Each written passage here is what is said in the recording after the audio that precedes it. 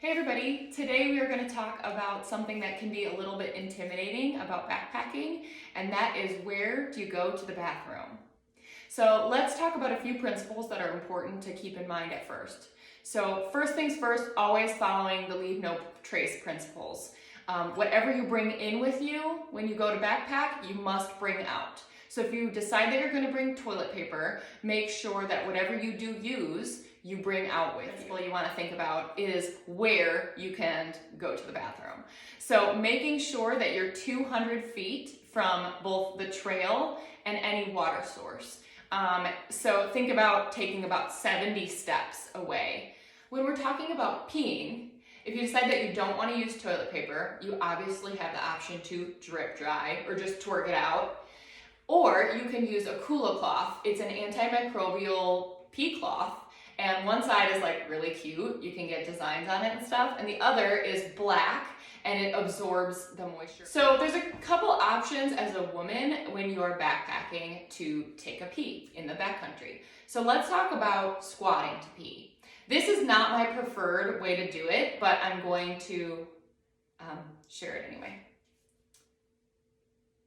One option is just to squat down to take a pee. This is not my preferred way to do it. We'll talk about mine, but everyone has their own feelings on it, so do what you do. So when you're gonna squat down, the thing that I don't like about that is you have to take your pack off because it's kind of like a weird balance. Now, some people might be able to do it keeping their pack on, more power to you. So you're gonna need to take your pack off. If you're with a friend and you're a little nervous about, flashing everyone, you can have a word that they're gonna yell out, hooty hoo, so that cover your ass up, whatever. So remember, 70 steps off of the trail and 70 steps away from a water source. So what you're gonna do is make sure you have a wide stance. So if you're close together, you're gonna tip over. So take your feet wider than shoulder width apart. When you go to do this, you want to make sure that you're not on a hill, pay attention to the wind, those kinds of things, just to make sure that you don't end up with pee on yourself. It is not the end of the world if you get a little pee on yourself, but, well, whatever, that's a personal preference, I guess. So what you're gonna do is take a nice wide stance, and you're gonna pull your pants down. Gotcha. And as you come down, you want to get into a nice good stance here. But what people don't remember to do is to move their pants completely out of the way. Okay? If this pant leg, or if the waist of this is back, you might pee into your pants. That makes me think, what is this? If peeing your pants is cool, consider me Miles Davis. Okay, anyway. So squatting down, grabbing your pants all the way so that you can get in a good stance and not get any pee on anything. Keeping your feet wide, try to aim. Good luck. When you're done, you can use your Kula cloth, or you can use your toilet paper, or you can just twerk it out. Pull your pants up. If you do decide to use toilet paper, it's important to make sure you have a way to pack out your trash. Like I said, whatever you bring in, you need to take out with you. What I like to use is a large Ziploc bag, maybe even larger than this, and I'll bring all the toilet paper that I need for the trip in one bag, and then I'll keep another bag just for the already used toilet paper once I use it. Make sure it's leak-proof, make sure it's nice and sturdy. When I am doing it, if you prefer that you don't see all of the used toilet paper, you can cover it with tape. You can put aluminum foil on the inside. Some people might use paper bags. That might get kind of gross. I have a friend that's used an old Swedish fish bag and just put that and lined it on the inside just to keep the contents from being seen. Now let's talk about my favorite way to pee. I love a female urinal. This is by Pee Style, but there's also one called Shiwi, I believe. I'll put the links below. It comes in a cute case. This is a Pee Style from my good friend Cheryl. She sent me this when I first started backpacking. And thanks, Cheryl. I think of you every time I pee. It comes in a little case. Pop it out. Now, I first recommend that you try this out at home because if you're a woman and you're trying to stand up and pee, it feels very weird and it feels like you're gonna pee your pants. So make sure to try it out a few times before you're hitting the trail and trying to think about all the things you need to think about. So it's actually really easy. You're going to kind of think of the same things if you're on a hill, if it's windy, you know, think about the vegetation, try not to pee on that.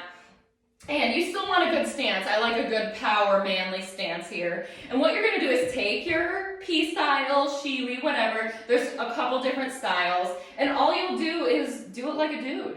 You open up your pants. I like stretchy pants instead of zips, but it works both ways. And slide it under, and there you go. Push it down so you don't pee all over the place, and make sure you aim. Never did I think that I would be videoing myself to show this. The reason I like this so much is I don't have to take my backpack off in order to take a quick pee, especially if you're like me and you have to stay very, very hydrated. You're peeing all the time. You don't want to take your pack off that often. The other thing is you don't have to squat down, balance, and you don't have to pull your pants all the way down.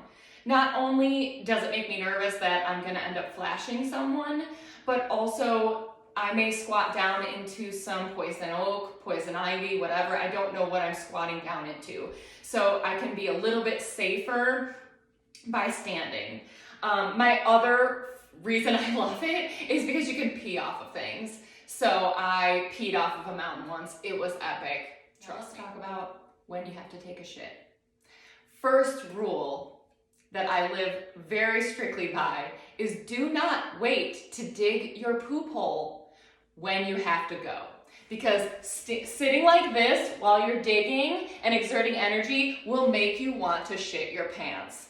Don't do it right away. As I do other things I need to get done, then I know when I need to use the bathroom, then I just go. Now, I love a good trowel. See this bad boy? It's very sturdy it's a very sturdy shovel that will not break easily. Other ones can break and then you're shit out of luck. So this one's my favorite. I also hang it off my bag and it clinks with other things, which I like because it makes noise. Then animals know that I'm in the area. So what you're gonna do is you're going to find, once again, something that is 200 feet from any water source, campsite, or trail, and start digging. The hole needs to be 4 inches wide by 6.5 inches deep. Now, sometimes you can be in the desert or in other areas where that can be pretty difficult. So I first say just do your best, but you can also use a stick, a heel of your boot, a rock, things like that to try to get as deep as you can. One time I went backpacking in Oregon and there were just roots everywhere. It was very hard to dig a hole. So do your best. If you're in a pinch and you really can't get that deep of a hole, you can find a really large rock and remove it, and the place that the rock was in can be used as a cat hole. And then when you're finished, replace the rock. I think something that's hard for people in the beginning is aiming. So what I like to do is find a sturdy tree that I feel is okay to hold on to. And what I'll do is grab the tree, thank you tree, and then get into a good squat and kind of see where it would end up. Then I dig my hole, and then I have my tree to hold on to. Once you finish, you can always kick some dirt over it, but what you want to do is cover it back up with the dirt that you dug out, and then potentially put some sticks, leaves, and things like that back over where it was. This will kind of deter animals from digging it up. If you know you're going to be at that campsite again, you might want to mark it so that you don't go digging your own shit back. When you finish, you can bring a small bottle of hand sanitizer and just use that to cleanse your hands. At night, I do like to use one wet wipe just to clean sensitive areas, and then what I do is put it back with my used toilet paper, make sure to carry it out. Depending on where you're backpacking, sometimes they'll allow you to bury your toilet paper. Generally, I just never do this because animals can dig it up. I've been to a lot of backcountry campsites where it's riddled with old toilet paper. There's really no need to do that, so what I'm going to recommend to you is to just always get used to packing it out. In that case also, you need to make sure you always do your research, because different parks and national parks, forests, wherever you're going, some require you to pack out all of human waste, and that includes your poo. So if that's the case, then make sure to do your research, and you can use what's called a Wag Bag. And these are bags designed to soak up moisture and smell and make you, have a little bit nicer transport of your material. I've heard from a lot of women that this is kind of the reason that keeps them from wanting to adventure out in the backcountry. But I want to assure you that there is a very simple way to go about doing your business, as long as you have the right tools, you know how to do it, to maintain your cleanliness and just make it a comfortable, simple situation. Please don't allow this to keep you from having adventures in the backcountry and exploring the world.